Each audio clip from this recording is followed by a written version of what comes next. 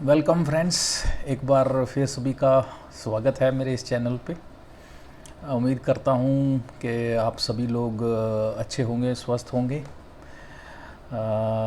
तो चलिए आज हम 10th प्रिंसिपल जिसका नाम है मास्टर योर इमोशन, इसको डिस्कस करते हैं। ये बुक होमलेस टू बिलियनियर जो कि एंडर्स पिरे द्वारा लिखी गई है उसमें से लिया है।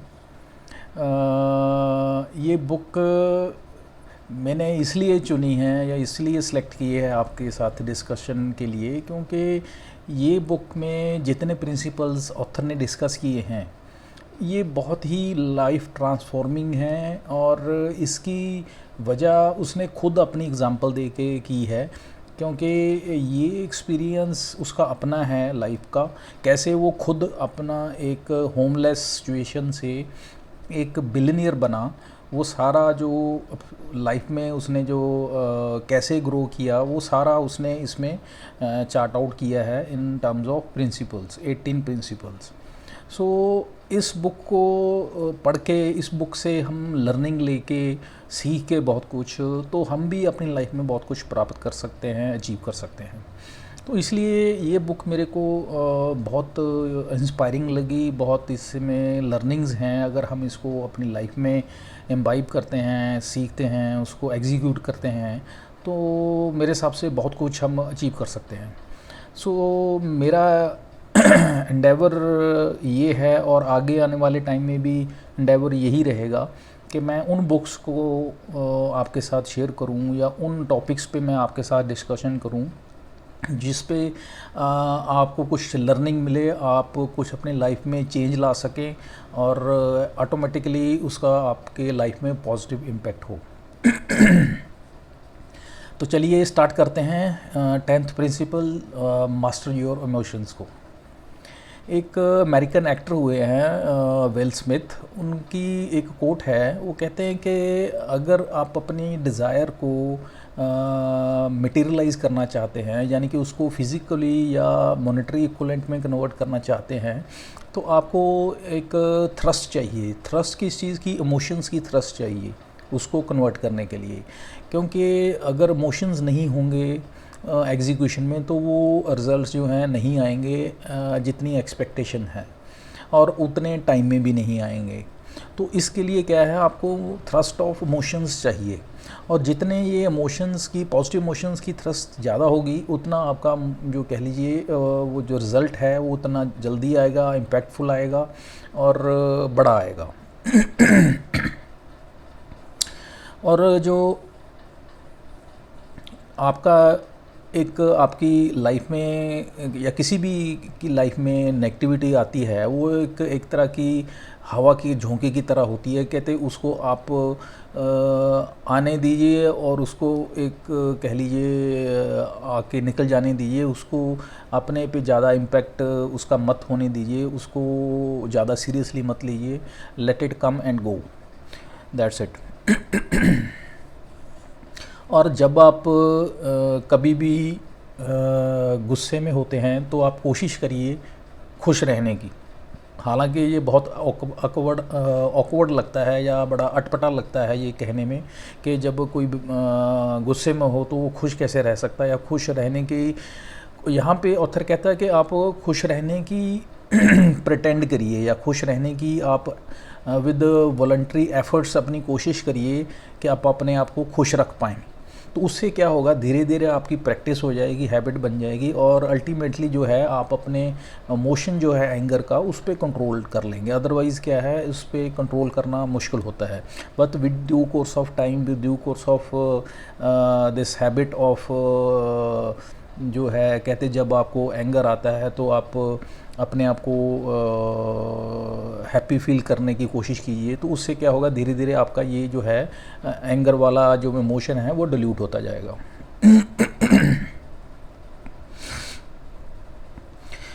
और बिजनेस में अगर हम बात करें, अगर एंगर, फ्रस्ट्रेशन, फियर और नेगेटिविटी हैं, अगर ये जो ट्रेड्स हैं या ये जो इमोशंस हैं, तो ये क्या लीड करते हैं? ये लीड करते हैं पुअर डिसीजन, पुअर रिलेशंस किनके, कोलीग्स के, पीयर्स के साथ या सबॉर्डिनेट्स के साथ या मैनेजमेंट में, हायरार्की में, और loss of opportunities with respect to business, with respect to jobs और इस तरह के, और आइसोलेशन ऑफ कोवर्कर्स, इस तरह की चीज़ों में ये रिज़ल्ट करते हैं। और अगेन फिर इसका आगे इम्पैक्ट किस पे पड़ता है? ओवरऑल बिजनेस पे पड़ता है। लॉस ऑफ प्रॉफिटेबिलिटी होती है, या कह लीजिए जो बिजनेस डील्स की कुछ अपॉर्चुनिटी बननी होती है वो मिस हो जाती है, या एक कह लीजिए बिजनेस की ओवरऑल जो ग्रोथ बहुत ज़्यादा होनी होती है वो रिस्ट्रिक्टेड हो जाती है। तो इस तरह के सारे ओवरऑल उस पर नेगेटिव इम्पैक्ट आते हैं। तो कहते हैं कि आप पहले अपना जो है इमोशंस अगर नेगेटिव हैं तो पहले उसको रिकॉग्नाइज़ करिए, फिर उसका क्या इफ़ेक्ट आएगा या आ सकता है उसको देखिए। इन दोनों को रिकॉग्नाइज़ करने के बाद फिर उसको ऑपोजिट कन्वर्ट करने की कोशिश करिए, किसमें? हैप्पीनेस एंड लव में। ताकि जो है लव एंड हैप्पीनेस में जब कन्वर्ट करने की कोशिश करेंगे तो जो है ओवरऑल इनके जो इफ़ेक्ट्स हैं वो टोटली जो कि नेगेटिव इम्पैक्ट आने थे इमोशंस के, उससे टोटली ये रिवर्स हो जाएंगे। इसमें चैप्टर में कुछ कॉन्सेप्ट ऑथर ने शेयर किए हैं, इसमें एक एक करके हम उसको डिस्कस करते हैं। जैसे पहला है फाइंडिंग सोर्स ऑफ पॉजिटिविटी। एक ये जो ऑथर हैं इनको काफ़ी एडवेंचरस गेम्स खेलने का या ट्रैवलिंग करने का काफ़ी शौक़ रहा अपनी लाइफ में। तो ये पेरू में एक इन्होंने एडवेंचर किया। एक माउंटेन थी वहाँ पे एंडिस करके, वो उसकी जो हाइट थी वो 4700 मीटर्स थी। उस पे उन्होंने ट्रैकिंग की या उन पे माउंटेनियरिंग की। और उसके जो कह लिए पास में जो सिटी था या टाउन था उसका नाम था माकू पिकू। तो इन्होंने जो वहाँ पे ट्रैकिंग की या माउंटेनियरिंग की वहाँ पे, वो अपनी टीम के साथ गए थे। तो वहाँ पे जो प्लान था, जो रिकमेंडेड प्लान था वो ये था कि वो 7 दिन पहले ट्रेनिंग लेंगे, फिर उसके बाद वो इसको आगे एग्जीक्यूट करेंगे जो भी उन्होंने प्लान किया था। लेकिन इन्होंने ओवर कॉन्फिडेंस में आके वो सारा जो 7 दिन का ट्रेनिंग था इन्होंने 2 दिन में कंप्लीट करके इन्होंने अपनी ट्रैकिंग स्टार्ट कर दी या माउंटेनियरिंग जो है स्टार्ट कर दी। उसमें फिर इनको दिक्कतें इस तरह से आईं कि इनके जो कॉलीग्स थे कुछ, उनको पहले ही दिन जब उन्होंने क्लाइंबिंग स्टार्ट की तो उनको फिज़िकल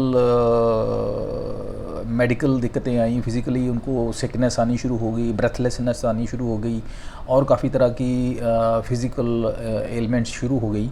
और सबसे बड़ी प्रॉब्लमेटिक इशू ये हुआ कि वो इस तरह की हाइट पे पहुंच चुके थे जहाँ पे ना वो आगे उनको कोई मेडिकल फैसिलिटी का कुछ अवेलेबिलिटी था ना पीछे था, तो बीच में फंस गए थे कहने का मतलब।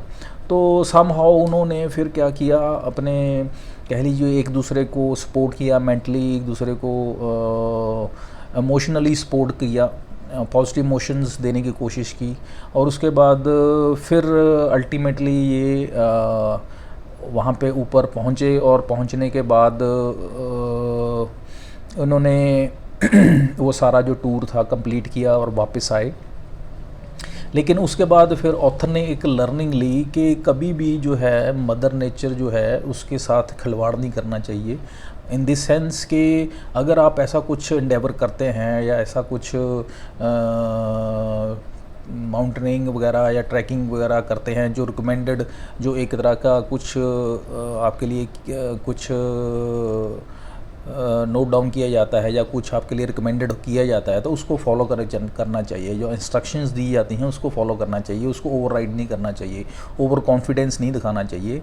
और फॉर एग्जांपल इस केस में क्या था कि प्रॉपर अगर इस तरह की ट्रैकिंग करते हैं तो आपके पास प्रॉपर क्लोथिंग होनी चाहिए, प्रॉपर मेडिकल किट्स वगैरह लेके जाना चाहिए, प्रॉपर पानी का इंतज़ाम वगैरह होना चाहिए, प्रॉपर टेंटिंग वगैरह का इंतज़ाम होना चाहिए। तो ये सारा कुछ प्रॉपर इंतज़ाम करके ही इस पे आपको जंप इन करना चाहिए। तो ये एक ऑथर के लिए बहुत बड़ी लर्निंग थी। सेकंड कॉन्सेप्ट इसमें शेयर किया उसने, इमोशंस और पॉजिटिव एंड नेगेटिव। इसमें क्या है, कहते हैं हर एक इमोशन का नेगेटिव का पॉजिटिव होता है, पॉजिटिव का नेगेटिव होता है। फॉर एग्जांपल लव का हेट है, जॉय का फियर है, पॉजिटिव का नेगेटिव है, सक्सेस का फेलियर है। इस तरह से हर एक चीज़ का ऑपोजिट होता ही होता है। और ऐसा ऐसा नहीं है किसी की लाइफ में पॉसिबल कि कोई भी इंसान जो है सक्सेस को जिसने प्राप्त किया हो बिना किसी फेलियर के। कहने का मतलब हर कोई इंसान जो है किसी बड़ी सक्सेस को पाने से पहले उसको काफ़ी फेलियर्स का लाइफ में उसको फेस करना पड़ता है। वो फेलियर्स से सीखता है, सीखने के बाद फिर वो लर्न करके अल्टीमेटली जो है बिग सक्सेस को लाइफ में प्राप्त करता है। और इसका साथ में फ़ायदा क्या होता है, उसका धीरे धीरे एक मेंटल डेवलपमेंट उसकी होती जाती है और उसमें एक इमोशनली स्ट्रांग होता जाता है और एक पॉजिटिव माइंडसेट उसका बनता जाता है। और ये कभी भी कह लीजिए आप इसमें एक ये ज़रूर है कि आप नेगेटिविटी अगर आपके आती है लाइफ में, कभी भी उसको इतना उसका इम्पैक्ट अपनी लाइफ पे मत होने दीजिए कि वो परमानेंटली आपको अपने घेरे में ले ले या उसका इम्पैक्ट आपकी लाइफ लॉन्ग रहे। ऐसा नहीं होना चाहिए। नो डाउट ऐसे फेजेस आते हैं और चले जाते हैं और चले जाने देना चाहिए और उसका इम्पैक्ट ज़्यादा देर तक नहीं रहना चाहिए। We should make sure about that.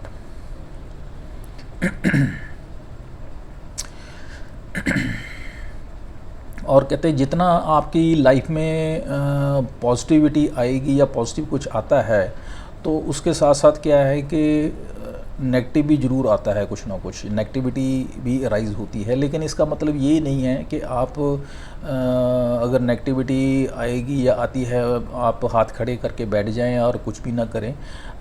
इसका मतलब ये है कि आप पूरी तरह से अपनी पूरी हिम्मत से साथ डटे रहें और कॉन्फिडेंस के साथ अपना एफर्ट्स करें और फाइनली जो है अपनी ग्रेड्स का सक्सेस को है वो अचीव करें। नेक्स्ट कॉन्सेप्ट है accept negativity and push past it. इसमें क्या है कि ऑथर डिस्कस करता है कि कैसे उसकी लाइफ में नेगेटिव स्पाइरल में वो उसकी लाइफ चली जब वो टीनेज में था, जब वो एक स्ट्रीट गैंग का पार्ट था और डेली ड्रिंक करता था और स्ट्रीट्स फाइट्स में रोज़ उसका मतलब लड़ाई झगड़ा करता था। तो तब उस समय की उसकी जो लाइफ थी उसके बारे में डिस्कस करता है। तब वो फ्रस्ट्रेट रहता था और हमेशा डिप्रेशन सॉर्ट ऑफ कह लीजिए मेंटल इलनेस में था। तो वो हर एक चीज़ के लिए वो दूसरों को एक्सक्यूज़ करता था और कभी भी उसकी रिस्पॉन्सिबिलिटी वो अपने आप पे नहीं लेता था। हर किसी को दूसरों को वो दोषी मानता था और कभी भी उसने इस तरह की नेगेटिविटी को जो कभी भी एक्नॉलेज नहीं किया, कभी भी उस नेगेटिविटी का उसने अपने आप को एक्सेप्ट नहीं किया। और रादर उसने उसकी लाइफ में जो कुछ पॉजिटिव चीज़ें हो रही थी, जैसे कि उसकी फैमिली उसको सपोर्ट करती थी। उसकी मदर ने जब उसने बोला कि वो घर छोड़ के जाना चाहता है, अपनी लाइफ के में कुछ ट्राई करना चाहता है, काम करके देखना चाहता है या बिजनेस करके देखना चाहता है, स्वीडन से थाईलैंड मूव करने के लिए उसने मदर को बोला कि मैं जा रहा हूँ और मदर ने उसको परमिशन दे दी इस तरह। और सेकेंडली जब थाईलैंड में उसकी एक सेकंड मदर जो कि उसको नूडल का जो सूप पिलाती थी बिना किसी कॉस्ट के बदले या बिना किसी प्राइस के बदले या फ्री ऑफ कॉस्ट उसको पिलाती थी और उसकी कह लीजिए एक मदर की तरह देखभाल करती थी। ये सारी जो पॉजिटिव चीज़ें उसके लाइफ में हो रही थी या हुई थी उसके बारे में उसने कभी उसको भी एक्नॉलेज नहीं किया। तो हालांकि ये सब कुछ हो रहा था बट वो अपनी नेगेटिविटी में इतना कह लीजिए या फ्रस्ट्रेशन में इतना ज़्यादा था, उसने कभी इन इमोशंस को कभी एक्नॉलेज नहीं किया। नेक्स्ट कॉन्सेप्ट है become fearless to eliminate negativity. इसमें क्या है कि हमारे कहते हैं ऑथर डेली जो है हमारी माइंड में 16,000 थॉट्स डेली आते हैं और अगर हमारा अगर फियर अगर देखा जाए, अगर वो इम्पैक्ट करे या इन्फेक्ट करे हमारे थॉट्स को, तो हम बहुत ज़्यादा नेगेटिविटी में घेर सकते हैं, बहुत नेगेटिव बड़े नेगेटिव स्पाइरल में चले जा सकते हैं, जिसका मतलब जिसे हम एंडलेस स्पाइरल कह सकते हैं, नेगेटिव स्पाइरल। लेकिन ऑथर कहता इनसे बचने के लिए वो रिकमेंड करता था कि हम अपने आप को, वो खुद भी और अपने एम्प्लॉइज़ को भी ये एक्सपेक्ट करता था कि अपने आप को एडवेंचरस स्पोर्ट्स में हमें एंगेज करके रखना चाहिए, जैसे कि माउंटेनिंग करना, ट्रैकिंग करना, या अंडर वाटर केव्स में जाना, या प्लेन्स से जंप करना। इस तरह की एडवेंचरस गेम्स में वो पार्टिसिपेट खुद भी करता था और टीम को रिकमेंड करता था। इसका पर्पज़ ये था कि ताकि वो अपने फ़ियर को ओवरकम कर सके, अपने फ़ियर पे काबू पा सके।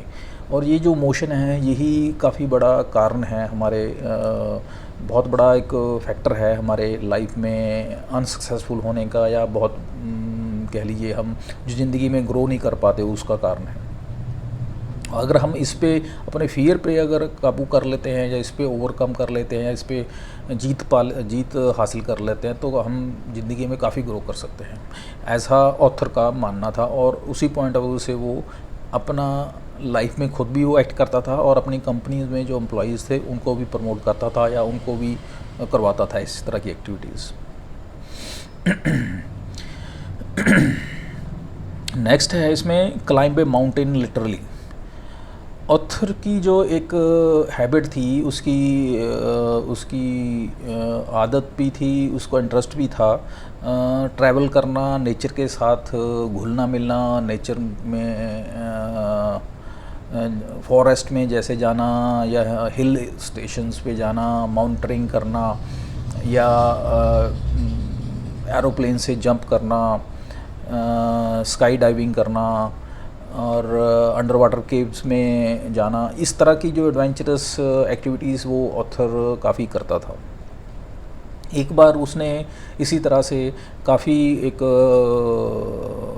काफ़ी ज़्यादा हाइट वाली माउंटेन थी, उस पे उसने ट्रैकिंग की, और वहाँ पे टॉप पे जब पहुँच गया, हालांकि उसकी फ़िज़िकली बहुत ड्रेन आउट हो गया था, बहुत फ़िज़िकली उसको हर्ट हो रहा था, मसल्स उसके काफ़ी मतलब बर्नट आउट हो गए थे, फ़िज़िकली बिल्कुल ड्रेन हो गया था। उसको ऐसा लग रहा था कि मैं हफ्ता 10 दिन तक यहाँ पे सोता रहूँ, मुझे कोई ना डिस्टर्ब करे।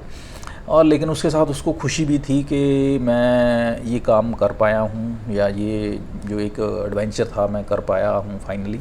और वहाँ पे टॉप पे पहुँच के वो उसने देखा कि नेचर कितनी अच्छी है, किस तरह का व्यू है, किस तरह से सनराइज़ होता है, कितनी फ्रेशनेस है, किस तरह से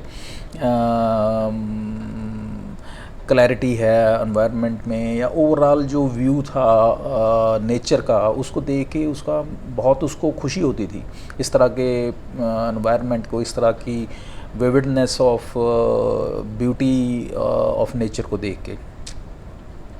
और ये जो moment of stillness and awareness जो हैं, इसको वो करता था, अप्रिशिएट करता था, और ये चाहता था कि ये जो एक गॉड की तरफ से मैजिकल गिफ्ट है जिसको हमें एंजॉय करना चाहिए हम सभी को।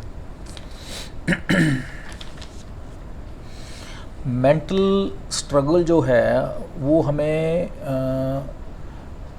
As per author mental struggle को एंड्योर करने के लिए वो माउंटेनिंग या ट्रैकिंग जो है रिकमेंड करता था अपने एम्प्लॉइज़ को भी, और ख़ुद भी करता था, जैसे पहले कहा। इससे क्या करता था कि जो दिमाग है वो हमेशा हमें क्विट करने के लिए कहता है, या हमें अवॉइड करने के लिए कहता है, कोई भी फियर को, किसी भी तरह के डर को अवॉइड करने के लिए कोई कहता है। और लेकिन अगर आप क्विट नहीं करते हैं और उस पे क्विट ना करके उसको करते हैं, फाइनली धीरे धीरे क्या है, फिर आपको वो जीत की आदत पड़ जाती है, रादर वो जो आपका फियर है अल्टीमेटली डिमिनिश हो जाता है या ख़त्म हो जाता है। और इसमें आपको ये करने के लिए, उस फियर को ओवरकम करने के लिए आपको नो डाउट ये एकदम से नहीं होगा, आप उसके लिए आपको धीरे धीरे स्टेप बाय स्टेप, एक एक स्टेप करके आपको फिज़िकली उस पर ओवरकम करना पड़ेगा, या उस पर जीत हासिल करनी पड़ेगी। और ये वन स्टेप बाय स्टेप जो है इसी तरह से आप चलेंगे तो आप इसको डेफिनेटली ओवरकम कर सकते हैं अपने फियर को। और ऑथर ने देखा है कि जितने भी ट्रैकर्स होते थे जो माउंटेनिंग करते थे वो जनरली क्या है कि पहले ही दिन क्विट कर जाते थे। उसका कारण यही था कि लोगों का जो फियर फैक्टर है या उनका वरी फैक्टर है वो उनको इतना माइंड पे ओवर पावर कर जाता था, उनके इमोशन जो हैं नेगेटिव इतने ओवर पावर कर जाते थे। हालांकि फिज़िकली उनका एंडेवर, उनकी एंड्योरेंस इतनी होती है या थी, किसी की भी होती है, लेकिन उनका जो माइंड है, उनके जो इमोशंस हैं ओवर पावर कर लेते हैं फिज़िकल एंड्योरेंस को, कि वो इंसान जो हैं क्विट कर जाते हैं।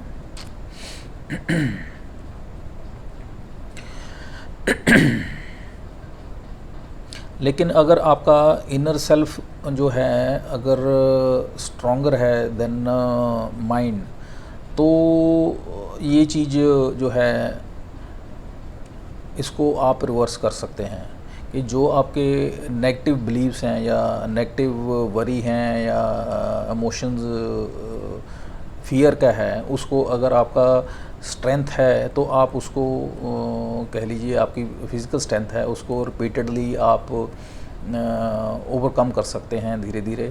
वो कैसे, अब अपने जो माइंड में दो तरह की, एक माइंड आपका कहता है कि आपने इस काम को मत करिए, दूसरा एक आइडिया आता है कि मत करिए, एक कहता है, एक आइडिया आता है कि आप इस काम को करिए।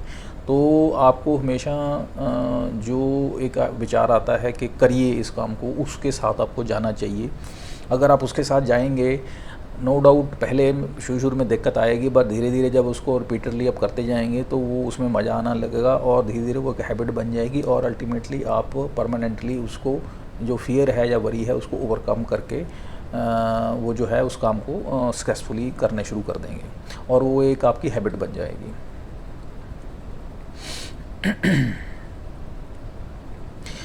नेक्स्ट है definitely jump out of plane.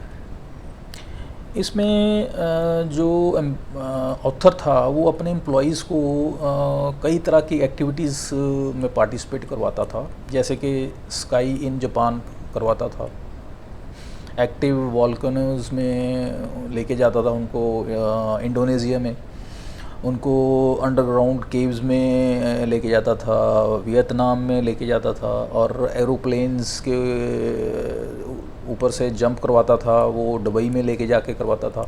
तो इस तरह की अलग अलग एडवेंचरस एक्टिविटीज़ अलग अलग कंट्रीज़ में जाके वो अपने एम्प्लॉइज़ को करवाता था। सिर्फ उसके पीछे पर्पज़ उनका होता था कि उनका डर ख़त्म करे। उनका डर ख़त्म करने के पीछे एक उसका लॉजिक था कि जैसे जितने वो फियरलेस होंगे और जितना वो फियरलेस होके काम करेंगे और उतना ही वो ज़िंदगी में सक्सेसफुल होंगे। अगर वो सक्सेसफुल होंगे ऑब्वियस है तो उसकी जो कह लीजिए सक्सेस जो है वो बाय डिफ़ॉल्ट होनी ही होनी है। और एक कंपनी में तो रादर उसने मैंडेटरी किया हुआ था, उसका एक उसने कानून सॉर्ट ऑफ कह लीजिए बनाया हुआ था, जिसमें ये था कि उसका हर एम्प्लॉई उस कंपनी में उसको 4000 मीटर ऊंचाई से एरोप्लेन से उसने जंप करना ही करना है पैराशूट के थ्रू। तो ये उसको जो भी इंटरव्यू पे आता था उसके लिए ये पहले ही उसको प्री रिक्विजिट या मैंडेटरी एक जो है इंस्ट्रक्शन उसको समझा दी जाती थी या बता दी जाती थी। तो इस पे कई लोगों की एप्रीहेंशन होती थी, उस पर किंतु परंतु होती थी कि ये नहीं कर सकते हैं वो, बट उसका फंडा बिल्कुल क्लियर था कि मैं चाहता हूँ, या ऑथर का ये कहना था कि वो चाहता था कि वो अपने एम्प्लॉइज़ को फियरलेस बनाना चाहता था, उनको उनके डेवलपमेंट पे इतना अपना रिसोर्सेज को लगाना चाहता था ताकि वो फियरलेसली डेवलप हो सकें। और फियरलेसली डेवलप करने के लिए उसके लिए ये एक्टिविटी वो समझता था कि बहुत इम्पोर्टेंट है। और इससे फिर उसको लगता था कि जब एक बार कोई भी XYZ इंसान फियरलेस बन गया एक बार, तो उसके लिए फिर उसको किसी चीज़ का डर नहीं है। और ख़ास करके बिजनेस में कोई भी इंडेवर है या कोई भी काम है तो उसमें फिर वो डरेगा नहीं और उसको बोल्डली या कर पाएगा, और ख़ासकर कोई भी डिसीजन मेकिंग है उसमें भी कोई दिक्कत नहीं आएगी। और इस तरह के जो एक्सपीरियंस है वो खुद भी ऑथर ने भी अपना लिया किया, उसने भी ऑथर ने एरोप्लेन से जो कह लीजिए पैराशूट डाइविंग की 4000 फीट से कई बार की। जब पहली बार की तो उसको भी डर लगा, नो डाउट, वो करना नहीं चाहता था, बट वो अपने फियर्स को ओवरकम करना चाहता था ताकि आगे आने वाले टाइम में ये इस चीज़ का वो बेनिफिट ले सके, और उसने किया और इसी तरह से हुआ। उसने जब ये किया पहली बार तो उसको डर ज़रूर लगा, नो डाउट, बट उसके बाद फिर क्या हुआ, वो बिल्कुल फियरलेस हो गया। फियरलेस होने के बाद उसने बोल्ड डिसीजन लेने शुरू कर दिए, और अल्टीमेटली बेनिफिट ये हुआ कि वो एक फियरलेस बोल्ड एंटरप्रेन्योर बना, जिसने जो कि बड़े बड़े रिस्क लेता था, बड़े बड़े बोल्ड डिसीजन लेता था, जो कि एक सक्सेसफुल और ग्रेट एंटरप्रेन्योर बनने के लिए बहुत इम्पोर्टेंट है। और ये ट्रेड्स उसने इस तरीके से डेवलप किए, और इस तरह से ही वो अपने टीम मेंबर्स में को भी इनकरेज करता था, उनको भी चाहता था कि वो भी इस तरह के ट्रेड्स जो हैं डेवलप करें अपने आप में।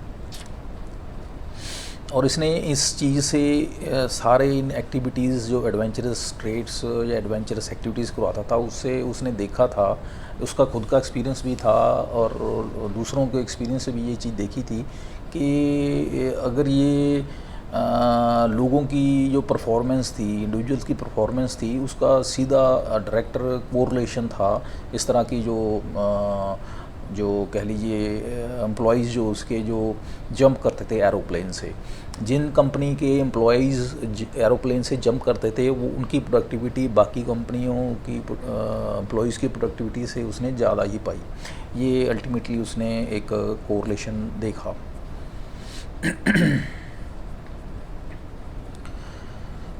इसमें कॉन्सेप्ट नेक्स्ट है stop worrying. Becoming fearless goes hand in hand with cutting worrying out of your life. जो वरी है और फियर है वो दोनों पैरेलल चलते हैं। अगर आप किसी चीज़ के लिए वरी करेंगे तो ऑब्वियस है फिर धीरे धीरे फियर भी आप में आ ही जाएगा। फॉर एग्ज़ाम्पल इसमें ऑथर ने खुद की अपनी एग्ज़ाम्पल दी है। जब उसने बिज़नेस स्टार्ट किया था पहले तो ठीक चला कुछ टाइम के लिए, लेकिन उसके बाद फिर उसका डाउनफॉल आना शुरू हो गया बिज़नेस में स्टार्टिंग में। तो और इतना डाउनफॉल आना शुरू हुआ कि हालात ये हो गए थे, उसके पास पैसे नहीं थे सैलरी देने के लिए, रेंट देने के लिए, तो उसको इस चीज़ की बहुत ज़्यादा वरी होने लगी कि कैसे करूँगा, क्या क्या होगा। तो इस वरी के चलते हुए फिर वो उसको कह लीजिए फ़ियर की इन्फेक्शन उसको हो गई। फ़ियर की इन्फेक्शन होने से क्या हुआ, अल्टीमेटली जो उसकी थिंकिंग पावर थी, जो थिंकिंग थी, वो क्लाउडी होती गई। उसकी कैपेबिलिटी ऑफ डिसीजन मेकिंग वो इफेक्ट होनी शुरू हो गई। वो प्रॉपर डिसीजन नहीं ले पाता था और हेसिटेट करना शुरू कर दिया डिसीजन लेने के लिए। एंग्जाइटी होने लगी, डिप्रेशन में आ गया, और फाइनली उसका रिज़ल्ट क्या हुआ, उसका जो टोटल जो बिज़नेस था वो कोलैप्स हो गया। और कोलैप्स होने के बाद अल्टीमेटली फिर उसने जब बैठ के ये इसका रूट कॉज एनालिसिस किया, सोचा कि इसका सारा कारण क्या है, तो उसने यही देखा कि ये वरी एंड फियर, ये दो फैक्टर हैं इन चीज़ों के पीछे।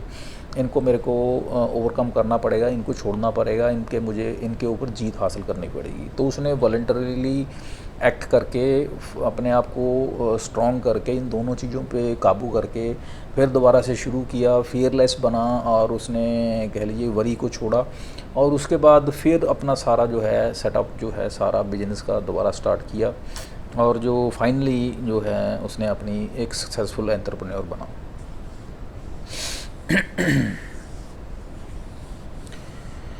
नेक्स्ट है सराउंड गोल्स इन पॉजिटिविटी। इसमें ऑथर क्या कहते हैं कि जब भी उनके दिमाग में कोई पॉजिटिव आइडिया आता था तो वो जनरली किसी के साथ भी वो शेयर नहीं करते थे।